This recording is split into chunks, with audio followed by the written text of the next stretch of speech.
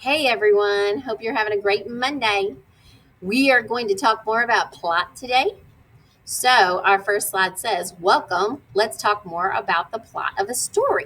And our standards are staying the same because we're inferring, making guesses based on the text, and that's 5.1. And 5.3 is comparing and contrasting parts of a story. So, that's what we're going to continue working on for a while. Now, when I get done with this video lesson, the screenshot will be right here and I will give you the today's code word that's worth 20 points of your grade today a little bit later. First activity, the Greek root word ambi. Okay. It says think of 2 or 3 words that use the Greek root word ambi and type your words in the boxes. Okie doke. So this could be as easy as going to dictionary.com and looking up the Greek root word ambi.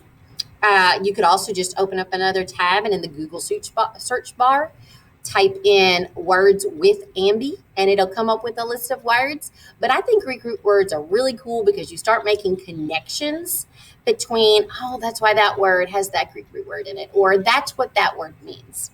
So it really does help you improve your vocabulary because you start understanding more difficult words by learning what the root words mean. Okay, so that's why we're doing that. Next activity after that. Okay, you don't have to do anything on this page. I did this. So I wanted to show you how we have been comparing and contrasting different stories. In the last couple weeks, we read 4 versions of Little Red Riding Hood. Now, compare means the same. Like a pair of shoes are the same. Compare means the same. Contrast means different. So if you're looking at the protagonist of all 4 of these stories, in all 4 stories, the protagonist, the main character, was a child. Okay, in 3 of the stories, it was a little girl. In Lon Popo, it was 3 little girls that were the protagonist. But that's how we could compare those stories because the protagonist in all 4 stories were similar, all girls. The antagonist, the evil force or evil character that goes against the main character, in 3 of the stories, it was a wolf. And in 1, it was a gator because that went along with the culture of the Cajun culture in Louisiana. There are a lot of alligators in those swamps. So that's why the setting was important in that story because it changed even who the antagonist would be from a wolf to a gator. Now, the settings in all 4 stories, that's where we would need to contrast because all 4 of them were different. 1 was the woods, the original Little Red Riding Hood story.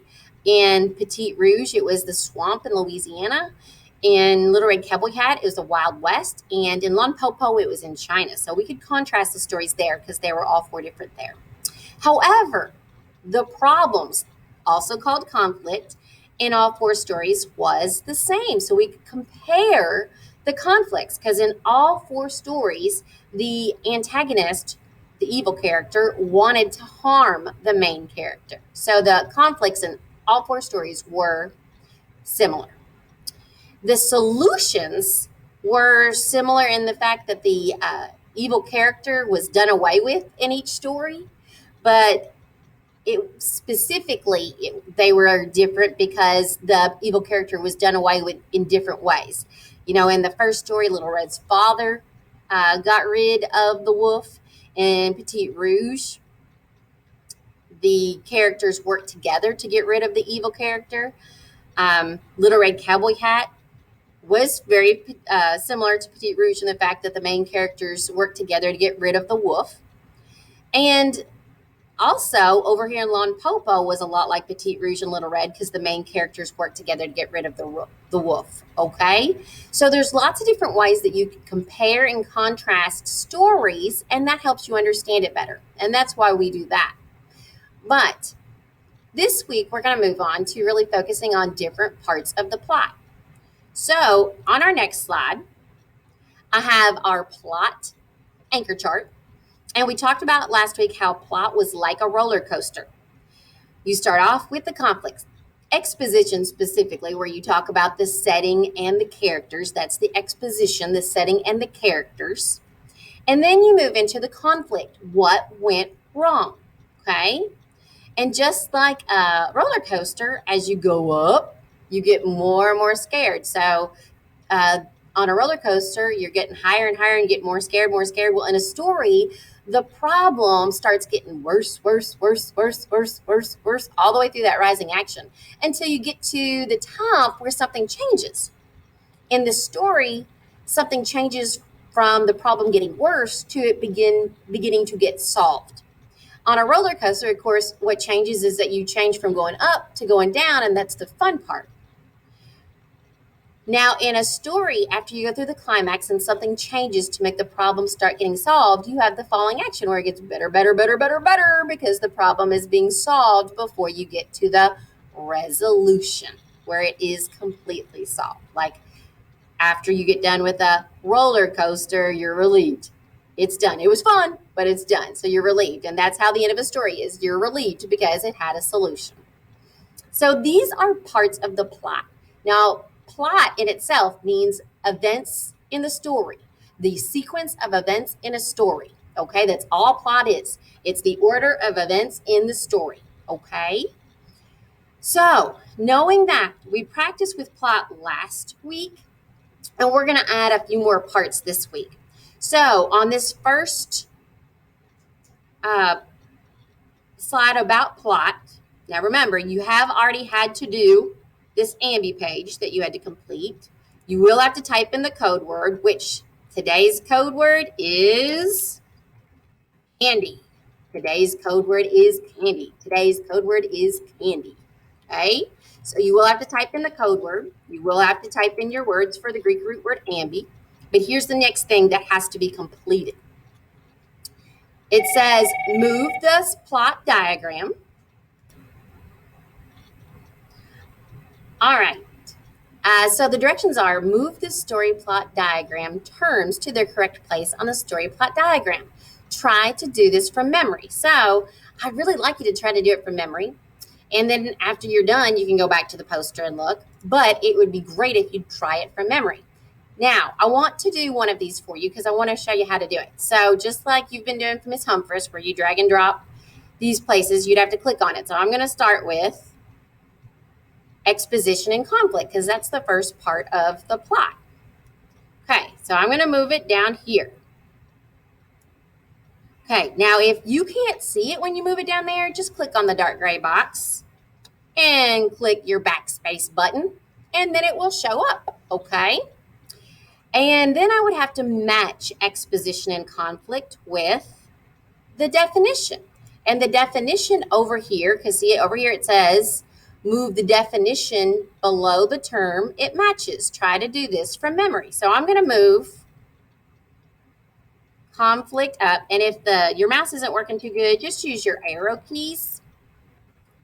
And then I'm going to click on the correct definition.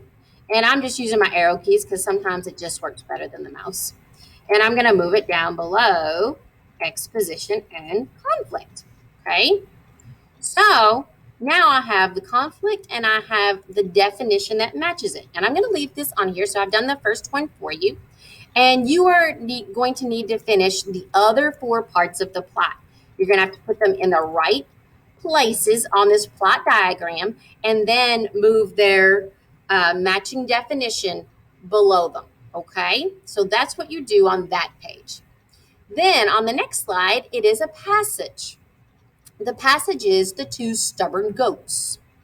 So you're going to read this passage, and then you're going to I've already put the parts of the plot in the correct places, but you're going to move the last 3 events in the story into the right places. So I've already filled in the exposition for you. Exposition and conflict. That disappeared on me. We'll just put it back. The exposition and conflict is the 2 goats were playing and met each other on the other side of the large chasm. Since they were prideful, neither goat would let the other goat cross the chasm first. Now, chasm is just like a ravine, a creek, something that they would have to jump over, okay? So I have done, this is the exposition. It tells the characters, it tells where they are. The 2 goats are the characters. Chasm, the large chasm, is the setting. And then here's the conflict. since they were prideful, neither goat would let the other goat cross the chasm first. Well, then you have 3 more events in the story, and you have to place one event right here. There's another event in Rising Action. The climax has already been written for you. In the middle of the trunk, they met, horn to horn, pushing against each other. There's the climax. And then there would be 2 events left over here that you have to decide which one is the falling action and which one is the resolution. So just to go through those parts of the plot again, exposition is where you find out the characters in the setting. Conflict is where you find out the problem. Rising action is an event or events that make the problem worse. Climax is when it turns around from going bad, the problem getting worse, to starting to get solved. The falling action is an event or events that makes it get better, continue toward the solution. And then, of course, the resolution is where the problem is completely solved. So all you have to do on this page right here is place these 3, 1, 2, 3 story events. 1 goes here and 2 go here. Of course, they have to be in the right order. You just have to place those last 3 story events in the correct order. And after you are done with that, then you can click Turn In. I hope you have a great day, and I'll talk to you tomorrow.